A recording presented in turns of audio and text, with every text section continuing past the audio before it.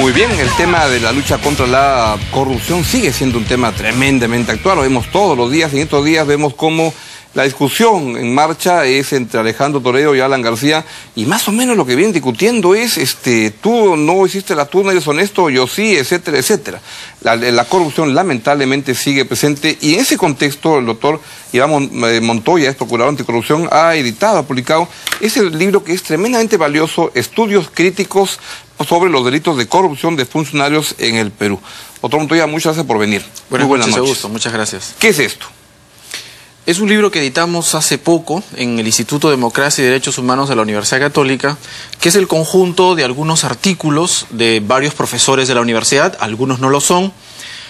Todos ellos, algunos han participado en nuestros cursos de capacitación y especialización que hemos brindado a algunos magistrados vinculados al sistema anticorrupción, y otros, de alguna manera, siempre han estado involucrados en lo que ha sido la prevención y el control de la corrupción. Entonces hay artículos de profesores especializados, académicos, y hay gente también que ha estado involucrada en algún momento, en alguna función pública vinculada a la prevención y al control de la corrupción. ¿Y cubren alguna etapa en la historia del Perú? ¿Es el gobierno de Fujimori o es también abarca otros Los momentos? Estudios son básicamente académicos vinculados a los problemas que los delitos de corrupción de funcionarios ofrecen en el Perú, en la experiencia cotidiana, ¿no? Por ejemplo, el enriquecimiento ilícito está presentando últimamente problemas en el tema probatorio.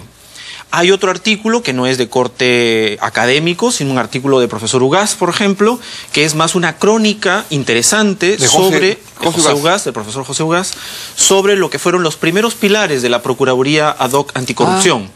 Y ahí señala lo que fueron los retos desafiantes frente a una mega corrupción que aparecía en el 2001 o el 2002, y una Procuraduría que tenía que enfrentar tremenda corrupción con un código del año 40, con instrumentos normativos antiguos y viejos, con una corrupción que no se conocía en su dimensión. En fin, cuenta de una manera bastante amena los pasos que se dieron para que la lucha contra la corrupción desde la Procuraduría y luego desde el Ministerio Público y el Poder Judicial pudiera, en esos por lo menos 7 primeros años, sea un combate, una suerte de procesamiento digno, si se puede decir así, de la corrupción, ¿no? ¿El Perú es percibido como un caso internacional de buena lucha contra la corrupción? El Perú fue visto en su momento, fines del 2000, 2001, 2002, como un país que estaba atacado no solo por una corrupción inercial, sino por una corrupción sistémica que había ocupado las cúpulas del poder del más alto rango, y de verdad... No, lo que pasó ya no era vergonzoso. El choreo tradicional, eso era una máquina de robar. Y era vergonzoso frente a la comunidad internacional, ¿no? Tanto que fiscales en Suiza nos tenían que notificar de que habían encontrado 45 millones de dólares en tal cuenta de Montesinos. Y eso parecía el sencillo de algunos. De Malca, en fin.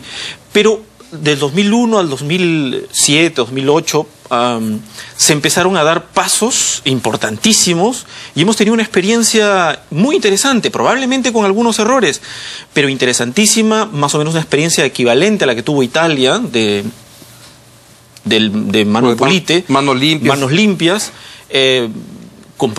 Ya se sabe esto, con un presidente preso, con ministros presos, con generales presos. Esa experiencia ha sido muy interesante y ha sido nuestros propios jueces, con nuestra propia normativa, sin intervención foránea. Y eso ha sido muy bien valorado y es una experiencia que está ahí acumulada. No es normal que uno tiene en América Latina un presidente preso por ladrón y comandantes generales del ejército, de las Fuerzas Armadas, y no sé. Efectivamente no es normal, solo ha ocurrido en Italia, en un periodo de la historia más o menos reciente. La hemos tenido nosotros. Sin embargo, esa experiencia exitosa, esa primera ola anticorrupción, a partir del año 2007 aproximadamente, ha venido empezando a desacelerarse, ¿no?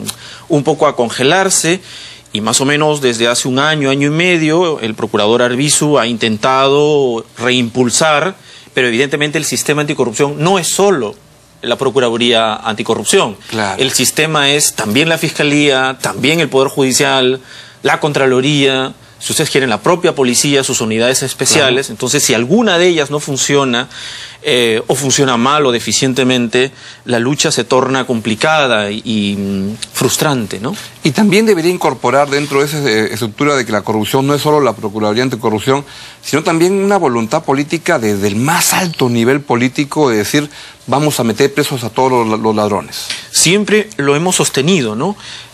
Una lucha contra la corrupción eficaz implica, y estamos pidiendo una suerte de segunda ola anticorrupción, si uno puede llamarlo así, implica una voluntad política desde el más alto nivel. Es las experiencias comparadas de los países que más o menos en un corto tiempo han mejorado su imagen en lucha contra la corrupción, es porque han tenido una decisión desde el más alto nivel. Hong Kong, por ejemplo, ¿no? Desde el vértice.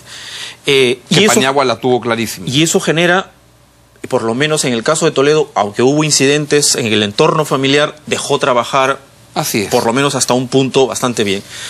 Y lo que quiero decir es que la voluntad política desde el más alto nivel genera un efecto cascada en todos los órganos, incluso los otros órganos que se llaman independientes, que son independientes, ¿no? El Poder Judicial, el Ministerio Público.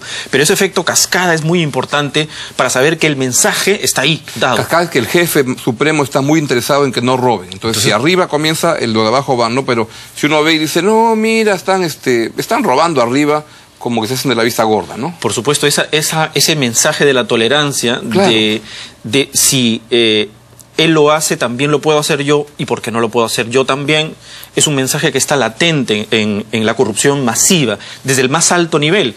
Incluso cuestiones que pueden no ser la corrupción clásica, sino una suerte de corrupción en el sentido más amplio de la expresión. Esto que se escucha últimamente, el que los patrulleros o las unidades de vigilancia se crucen a luz roja, todo lo que implique infringir una norma legítima que sirve de baremo de convivencia social, esto de saltarse la cola, saltarse la luz roja, hacerse el vivo, todas esas son manifestaciones generales de corrupción, y que si las vamos acumulando, si se van los grados creciendo a los grados más graves, vienen las vulneraciones más graves a la norma. Pero creo que por eso una lucha contra la corrupción integral, evidentemente, no pasa solo por el sistema penal, ni tampoco solo, siendo importante, desde la voluntad política del presidente. También es una manifestación de toda la ciudadanía, ¿no? De no permitir y de no tolerar que otros se crucen esa vara, claro, que la norma establece. Y los mensajes como que no son correctos, ¿no? A mí me pareció esta declaración del director general de la policía, de decir que los vehículos oficiales no pagan las multas cuando el auto del presidente tiene 136,000 soles, que no sé, la lógica empresarial le convendría esconder el auto, tirarlo a un abismo y cobrar el seguro y comprar otro, porque ya con esas multas es carísimo, ¿no? Y que digan no van a pagar. Sí, es absolutamente desafortunado, ¿no? Ya que lo diga no sé quién, pero el jefe de la policía, que es el encargado, la entidad encargada de que no cometan faltas y poner las multas. Sí, es absolutamente desafortunado. Increíble. Sí, son mensajes absolutamente equívocos, ¿no? ¿Qué pasó en el camino? ¿Por qué es que se desacelera la lucha contra la corrupción en el gobierno de García se pierde el interés? ¿Qué pasó? Se cansó, ya se dijo, ya hay muchos ladrones metidos en la cárcel, ya paremos la mano, ¿dónde vamos a acabar? Los ladrones se volvieron más sofisticados, aprendieron a robar, ¿o qué pasó? Mire, pueden producirse, son múltiples factores, ¿no? En la Fiscalía o en el Poder Judicial, los presidentes de Corte Superior o el jefe de la Junta de Fiscales Superiores de Lima, no digo en este periodo, tengo respetos por los dos elegidos, pero en el periodo hace 2, 3 años probablemente, se hicieron cambios entre los fiscales y los magistrados. Por lo que yo sé y por lo que hemos entrevistado al doctor Guillén en su momento, a varios vocales, se hicieron cambios en el sistema anticorrupción. Por ejemplo, en los juzgados superiores de las salas superiores de Lima, especializadas en materia anticorrupción, se hicieron algunos cambios y entraron, por ejemplo, jueces especializados en asuntos laborales, en asuntos civiles, que no tienen nociones de las cuestiones penales, por ejemplo. No sé si con una voluntad dirigida o no, pero el hecho objetivo es que eso desacelera. No saben cómo enfrentar casos complejos de corrupción. Los delitos de corrupción no son cualquier caso, no son los casos de homicidio, los casos de lesiones que podrían ser más o menos simples. Son casos muy complejos. Los de enriquecimiento ilícito son mucho más complejos todavía. Si colocamos ahí a un par de jueces de índole laboral o civil para enfrentar un caso penal y encima complejo, claro, probablemente no ate ni desate a quién citar, cómo preguntar, cómo deducir, cómo valorar prueba indiciaria, por ejemplo, ¿no? Y este informe, leyó el informe que Ricardo Sea publicó en La República el domingo, que a mí me sorprendió mucho, que es las declaraciones juradas que presentan los presidentes de la República del Perú, que es casi una vaina que es, no nos dicen nada, en verdad. Sí, solo, no lo he leído, pero sé que ellos publican, en general los funcionarios públicos publican solo una parte, un lado. Pero pueden esconder lo que quieran ahí. Y evidentemente además son rubros absolutamente generales, ¿no? Pero creo que más allá de lo que se publica, debería publicarse todo, creo yo también, pero más allá de la publicación, creo que también la Contraloría tiene un rol fundamental en lo que es fiscalización de declaraciones juradas de todos estos funcionarios, ¿no? Son los encargados de monitorear si de lo que se dice allí es verdad o no es verdad, contrastar con la realidad. Ese tipo de productos no los estoy observando hasta ahora a cabalidad como trabajo de la Contraloría General de la República. Es un trabajo, yo creo, fructífero, si es muy eficaz, porque sería sumamente preventivo, ¿no? Claro, lleva el tema del ejemplo desde arriba, que si el presidente de la República dice, mira, yo voy a hacer un striptease total, aquí están mis finanzas, pero todo, tiene ya derecho a exigirle que el primer ministro haga lo mismo, que los ministros hagan lo mismo, y que eso en cascada genera un impacto en que el que entra al gobierno tiene pues que asumir que tiene que ser así. ¿Alguna vez? ¿Por qué la Contraloría tiene un problema de poder fiscalizar a cabalidad declaraciones juradas de funcionarios, de todos, de los que tienen esa obligación? Porque tiene el impedimento de levantamiento del secreto bancario y de la reserva tributaria. Es un gran impedimento para poder fiscalizar a un funcionario durante el ejercicio de su función y al terminar su función. En Costa Rica, cuando un funcionario entra a la función pública, acepta levantar todo su secreto bancario y su reserva tributaria para que la Contraloría lo haga en el momento que considere pertinente y oportuno. Acá no. Pues. Acá lo tiene que hacer un juez o con autorización de un juez vía primeras pesquisas, intervenciones, y por lo tanto hay un gran impedimento. Creo que se ha considerado que eso es vulnerar sus determinados derechos de los funcionarios, pero yo creo que un funcionario... al gobierno, pues. Efectivamente. O sea, yo digo, si alguien dice que por seguridad o algo no puede mostrar, entonces, hermanito, anda a tu fábrica y trabaja ahí, no es para el gobierno. Cuando los funcionarios públicos aceptan un cargo, si bien tienen derechos, tienen enormes deberes cualitativamente diferentes a los de cualquier ciudadano, y esa carga la tienen que asumir, si no, no deberían asumir un cargo público. Pregunta final, ¿ha hecho bien Alan García cuando lo han acusado de que la casa que ha comprado en $830,000, lo han acusado? Él ha ido y ha presentado todo, y yo he encontrado un gesto que, es decir, no tengo por qué creerle todo a García, o más bien, no debería creerle normalmente, pero me parece que es un avance en la línea correcta de decir, muestra tus papeles. Me parece un gesto relevante, importante. Sin embargo, ahí la tarea ya no es la del presidente. El presidente ha dicho, sí, compré esta casa y estos son las fuentes de ingresos que he tenido para la compra de la casa. La tarea la tiene ahora el fiscal, o la Fiscalía de la Nación en este caso, que no debería quedarse y debería aprovechar esta circunstancia, porque si está iniciando una investigación es porque podría haber sospechas de enriquecimiento ilícito. Claro. Entonces habría que aprovechar para ver todo el universo.